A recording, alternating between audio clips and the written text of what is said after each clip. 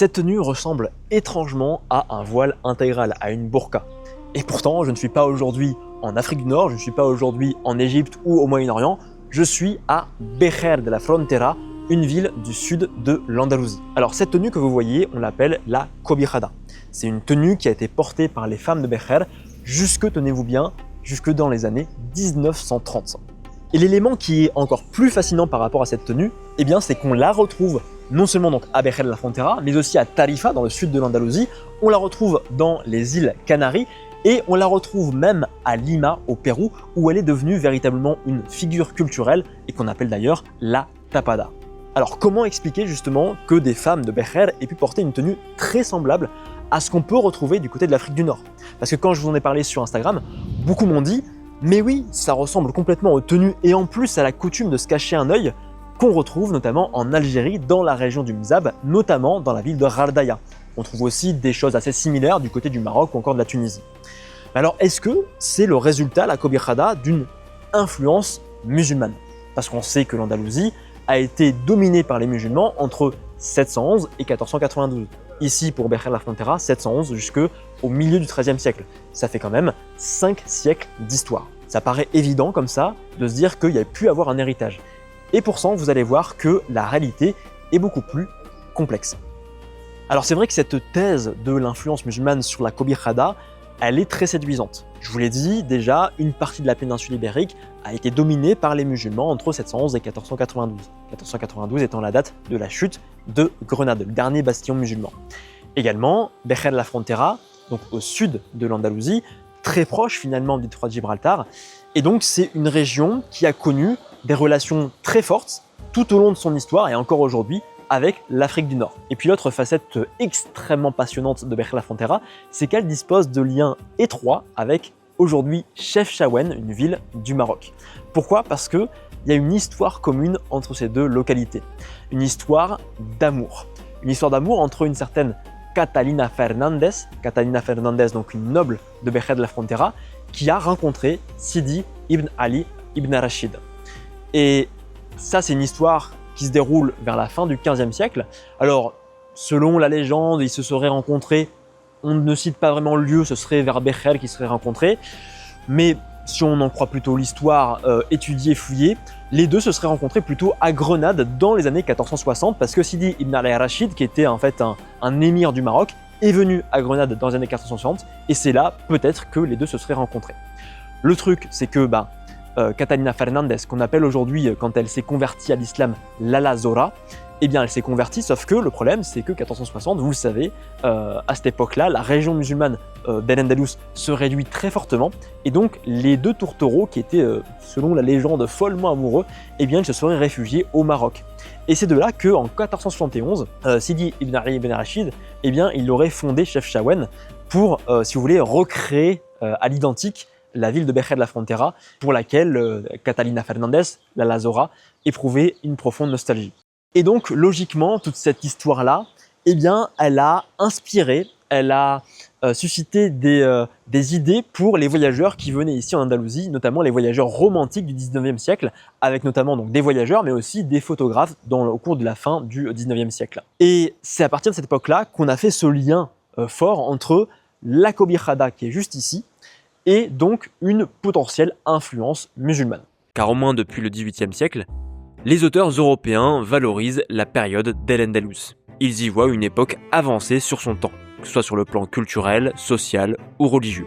Cette perception n'est cependant pas innocente. À l'époque des Lumières, elle vise à critiquer l'Église catholique et le fanatisme religieux. C'est le cas de Voltaire dans son essai sur les mœurs et l'esprit des nations. Mais cette vision très positive et fantasmée d'Al-Andalus se développe surtout à partir de la première moitié du 19e siècle, avec des auteurs comme Chateaubriand et ses aventures du dernier Abencerrage en 1826, ou encore Washington Irving et ses Contes de l'Alhambra en 1832, qui ont contribué à populariser le joyau architectural des Nasrides de Grenade, avec des voyageurs également, qu'il s'agisse de Théophile Gautier ou encore de Richard Ford dans les années 1840. En traversant l'Andalousie, ces derniers tentent de retrouver des traces d'un héritage arabo-musulman au sein des sociétés, des villes et des coutumes locales qu'ils découvrent. Une bonne partie de leurs observations relève alors de la rêverie ou de l'intuition, plus que d'un quelconque esprit scientifique. Ce fantasme d'une Andalousie encore très orientale, les photographes participent à le diffuser. Pour Bécher par exemple, les clichés de Jean Laurent montrant des femmes locales arborant notre fameuse Kobijada épaississent cette aura de mystère enveloppant la région.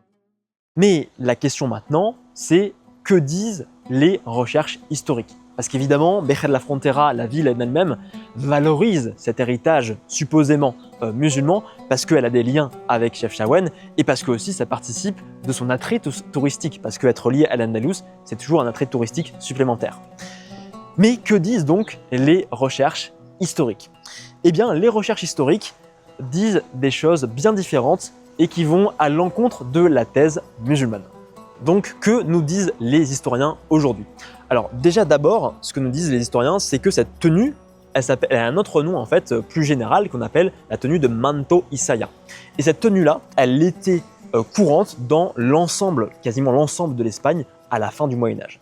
Donc ce que disent en fait les historiens, c'est que plutôt que de dire que c'est une influence musulmane, ce serait plutôt une influence castillane. Les Castillans ont repris la ville de Bécher de la Frontera au milieu du XIIIe siècle, ils auraient donc importé leur tenue, qui est devenue, si vous voulez, une tenue qui s'est popularisée dans plein de villes en Espagne.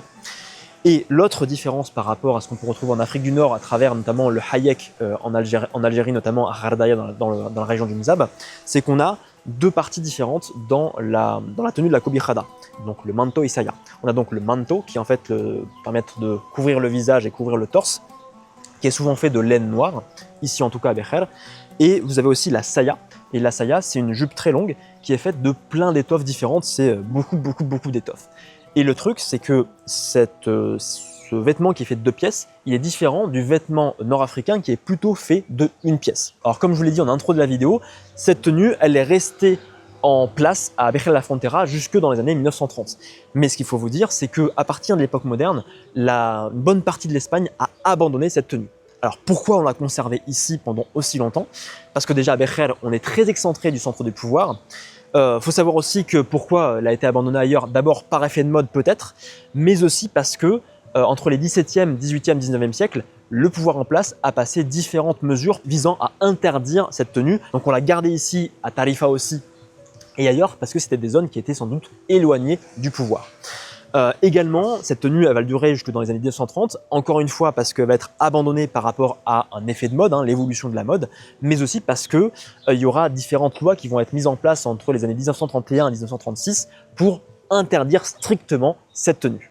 Maintenant, pour ce qui est de la coutume de se cacher un œil avec le voile, l'origine semble peut-être musulmane, et plus précisément morisque, un terme désignant les musulmans, souvent convertis de force au christianisme, vivant sous la domination chrétienne, notamment après la chute de Grenade en 1492. Cette idée, on la retrouve dans les différents décrets interdisant de se couvrir le visage avec un voile entre les 16e et 17e siècles. Pour les autorités, il s'agissait officiellement d'une mesure sécuritaire, doublée d'une préoccupation morale, puisque les femmes pourraient alors circuler librement et rencontrer d'autres hommes sans que personne ne les reconnaisse.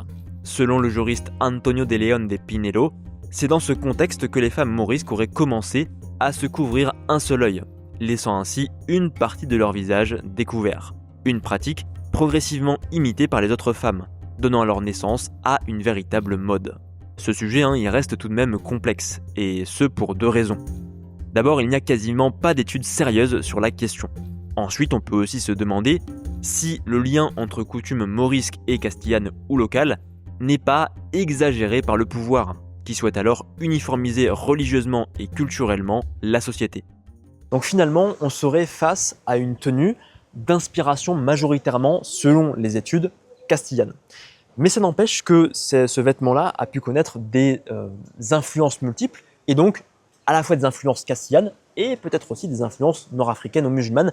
Rien ne peut écarter cette hypothèse, parce qu'encore une fois, on n'a pas 100 000 sources pour traiter de sujets qui sont extrêmement durs à étudier, parce qu'on parle ici d'influence, donc ça laisse très peu de traces. Mais ce qu'on peut dire, c'est que aujourd'hui, il y aura encore des études à mener sur ce sujet, et peut-être que si on fait de nouvelles découvertes, on pourrait en apprendre beaucoup plus de choses fascinantes sur cette tenue de la Kobijada. Sur ce, j'espère que cette vidéo vous aura intéressé. Si vous avez d'ailleurs des retours à me faire, n'hésitez pas à me faire part de vos retours. Sachez également que ça fait plus de 1 an que je suis aujourd'hui installé en Andalousie pour vous faire découvrir le patrimoine méconnu d'Al-Andalus, ici en Andalousie, dans la région de l'Andalousie. Et que ce patrimoine-là, je vous fais aussi découvrir à travers des mails, à travers un format qui se rapproche du récit de voyage. Et donc, si vous souhaitez vous rejoindre et recevoir les mails, ça se passe sur le premier lien en description pour vous inscrire. C'est très simple, vous avez juste à me transmettre votre mail. Sur ce, on se retrouve pour une prochaine vidéo, mais jusque-là, comme toujours, portez-vous bien.